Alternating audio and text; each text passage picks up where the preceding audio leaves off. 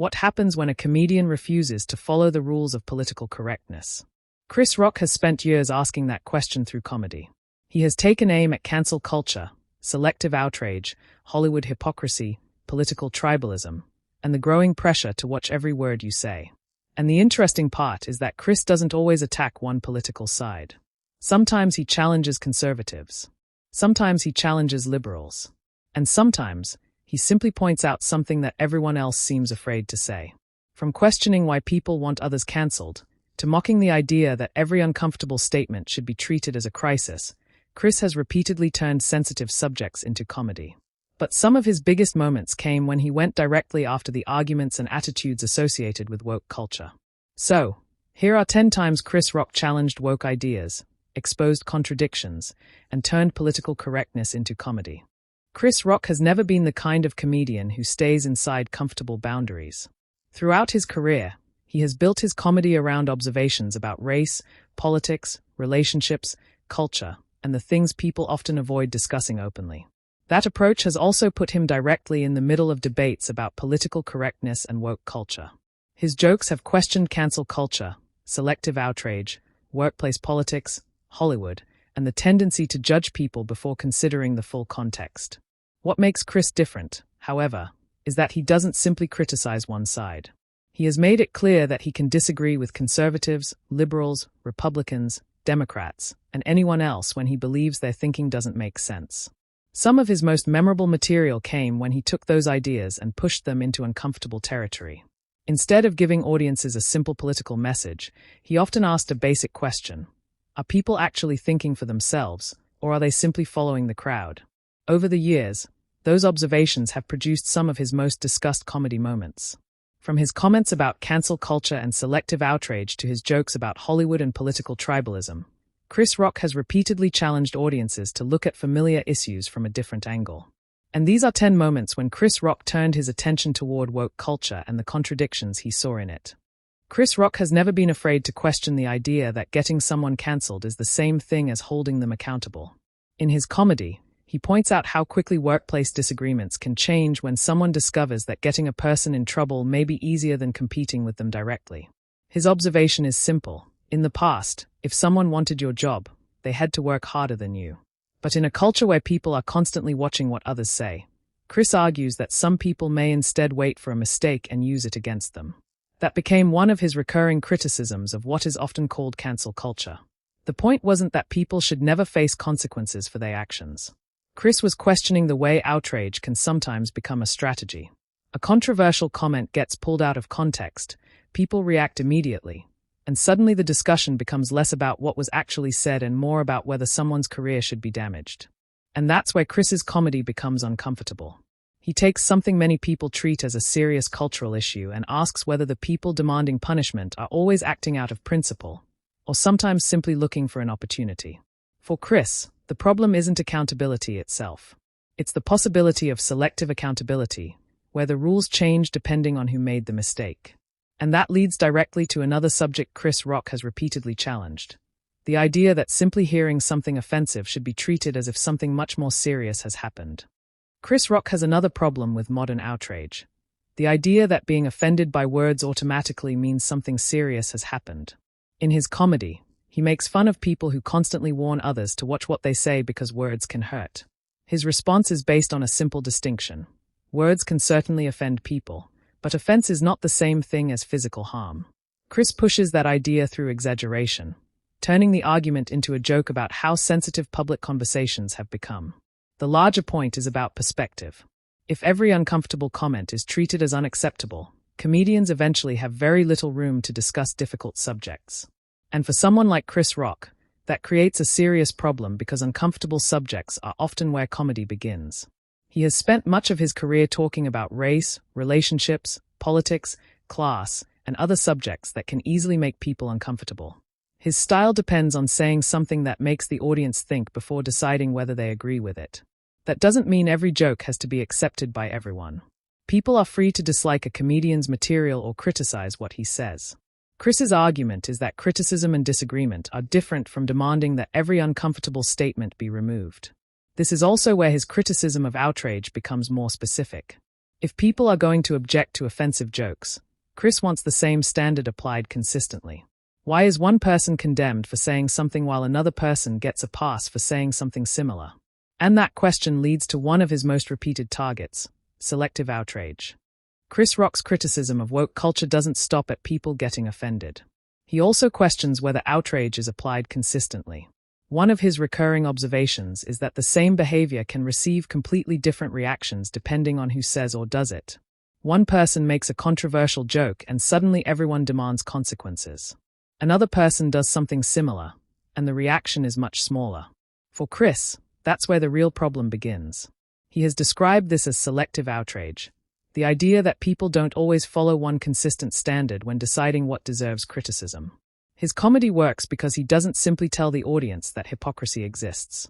He gives them examples that make the contradiction easier to recognize. The question is straightforward: if something is genuinely wrong, shouldn't the same standard apply regardless of who is responsible? That question becomes even more complicated when celebrities, comedians, and public figures are involved. Fans may defend someone they like while demanding punishment for someone they dislike. Political groups can do the same thing, defending behavior from their own side while criticizing identical behavior from the other side. Chris's point isn't that people should stop criticizing offensive behavior. It's that criticism becomes less convincing when the rules change depending on the person. And this is one reason his comedy has remained relevant in arguments about political correctness. He often moves the discussion away from simply asking, "Was someone offended?" and toward a different question: are we being consistent about why we're offended? That question also connects directly to another major subject Chris Rock has criticized for years: Hollywood, and the way the entertainment industry has handled race and representation. Chris Rock has spent years criticizing Hollywood, and some of his sharpest observations came when he questioned how the industry treated black performers and black stories. At the 2005 Academy Awards, Chris used his opening monologue to joke about the kinds of movies Hollywood was willing to make. He pointed out that films centered on black characters were often given simple, generic titles and were treated differently from major productions aimed at wider audiences. His jokes about movies such as Barbershop and Soul Plane were not simply about the titles. Chris was making a larger observation about how Hollywood viewed black entertainment. He contrasted those movies with major productions that received bigger budgets, established stars, and more attention from the industry. The comedy worked because Chris was criticizing Hollywood from inside the system. He wasn't pretending the problem was simple. He was pointing out the difference between having black actors and filmmakers in the industry and actually giving black stories the same level of investment and respect. Years later, he returned to the subject at the 2016 Oscars, when the lack of black acting nominees had become a major controversy. Chris questioned why that particular Oscars ceremony had become the center of such intense outrage when Hollywood's problems with racial representation had existed for much longer. His approach was consistent. Instead of giving the audience an easy answer, he used comedy to ask uncomfortable questions about how the industry really worked. And once Chris turned his attention to the Oscars boycott debate, he took that argument even further. By the time Chris Rock hosted the 2016 Academy Awards, Hollywood's lack of racial representation had become one of the biggest conversations surrounding the ceremony. There were no black acting nominees that year, and some people called for a boycott of the Oscars. Chris addressed the controversy directly during his opening monologue. Instead of simply joining the boycott, he questioned why people were focusing so heavily on one awards ceremony when the larger problem had existed for decades. His argument was that Hollywood's racial problems were much bigger than who received an Oscar nomination in a particular year. Chris also questioned why people were suddenly treating the issue as an emergency when similar problems had happened repeatedly in the past. He pointed to earlier periods when Black Americans faced much more serious forms of discrimination and argued that those struggles put an entertainment industry controversy into a different perspective. That was one of the reasons his material created such a complicated reaction. Chris wasn't saying representation didn't matter. He was asking whether the public conversation had become too focused on the Oscars instead of the deeper problems within Hollywood.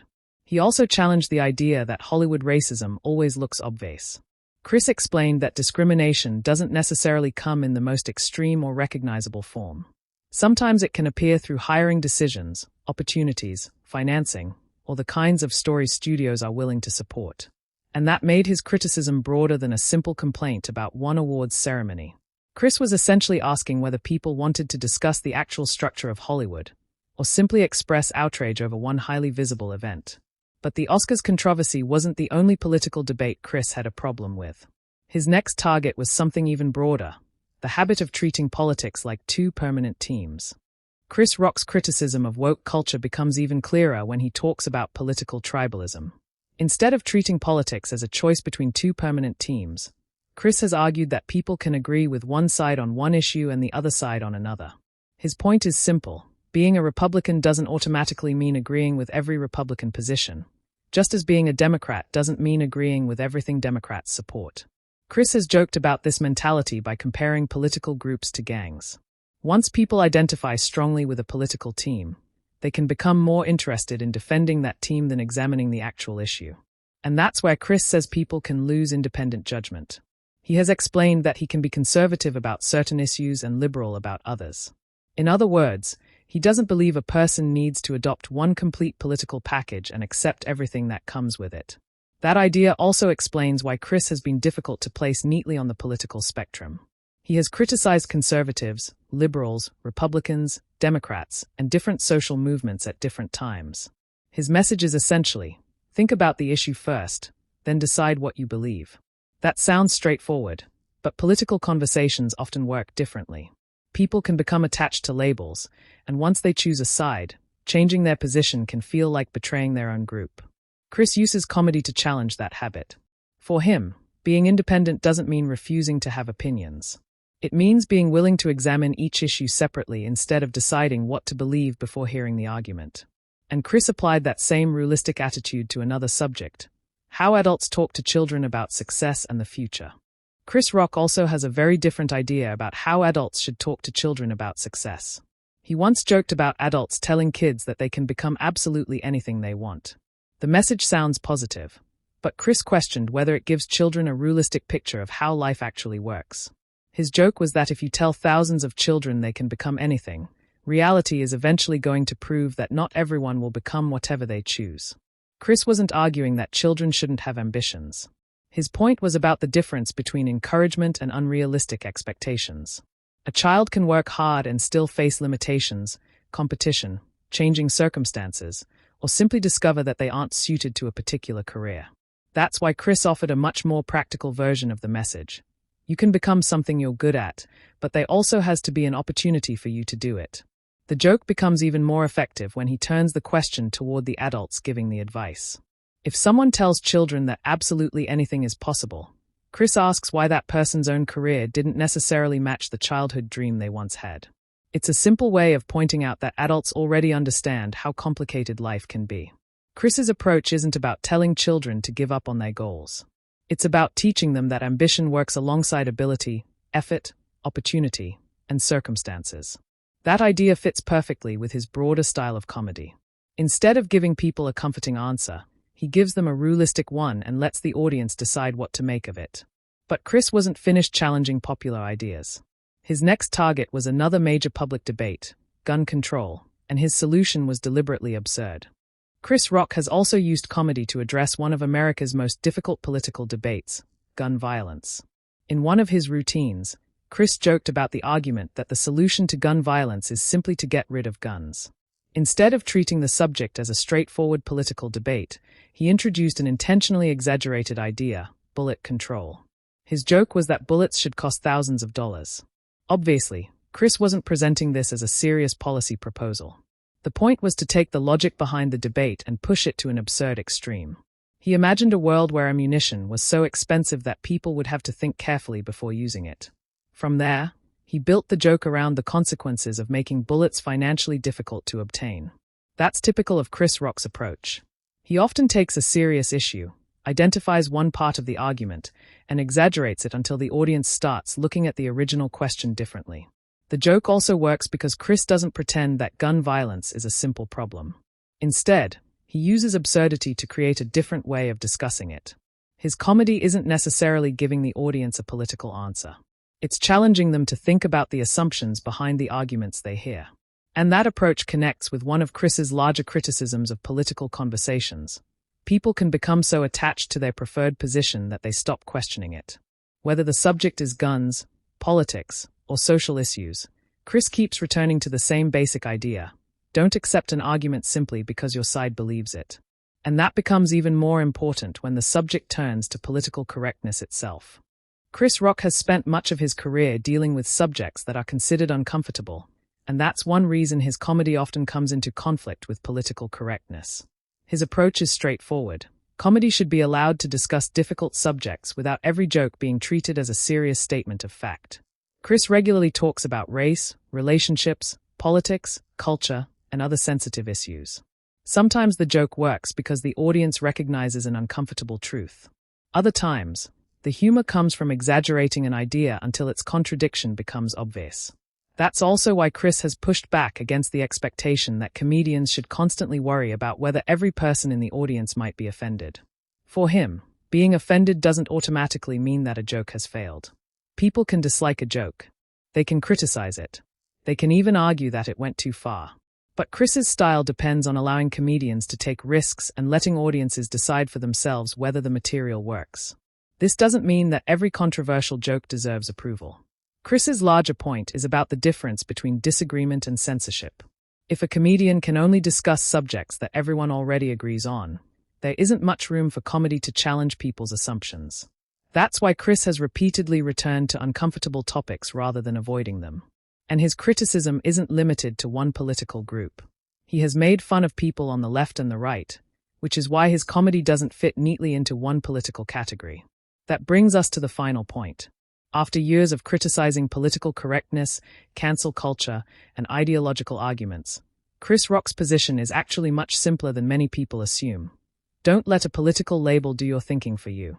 Chris Rock's final lesson is also one of the ideas that connects almost everything we've covered. He doesn't believe people should have to choose one political team and defend everything that team believes. In his comedy, Chris has criticized both Republicans and Democrats, conservatives and liberals. He has pointed out that people can agree with one side on one issue and disagree with that same side on another. For Chris, that's normal. He has described the problem with political tribalism as a kind of gang mentality. Once people identify strongly with a political group, they can start defending the group before they even consider the actual argument. His solution is simple: be a person first and a political label second. That means listening to an argument, thinking about the facts, considering the consequences, and then forming an opinion. It also means accepting that your position can change when you learn something new. This idea connects directly to Chris's criticism of woke culture. His main objection isn't simply that one particular group is wrong.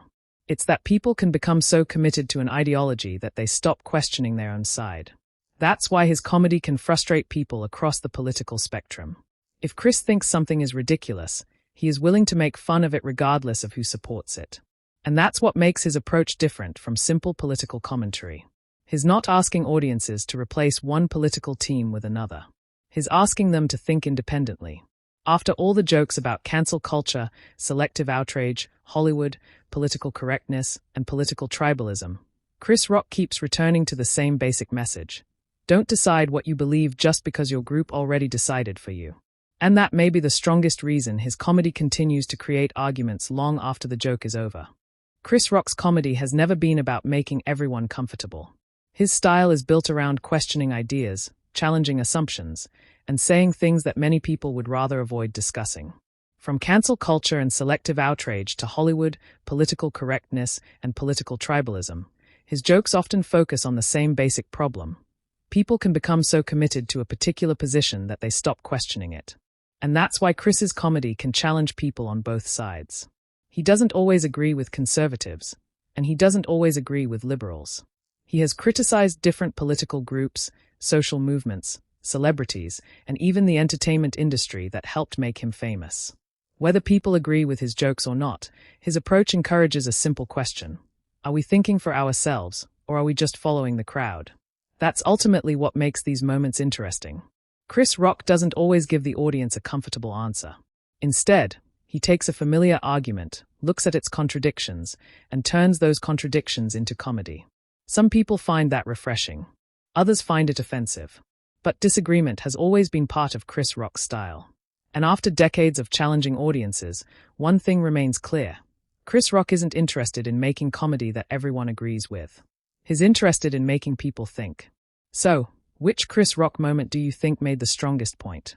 And if you enjoyed this breakdown, Make sure to stay tuned for more videos covering the biggest moments, debates, and unexpected comments from the world of entertainment.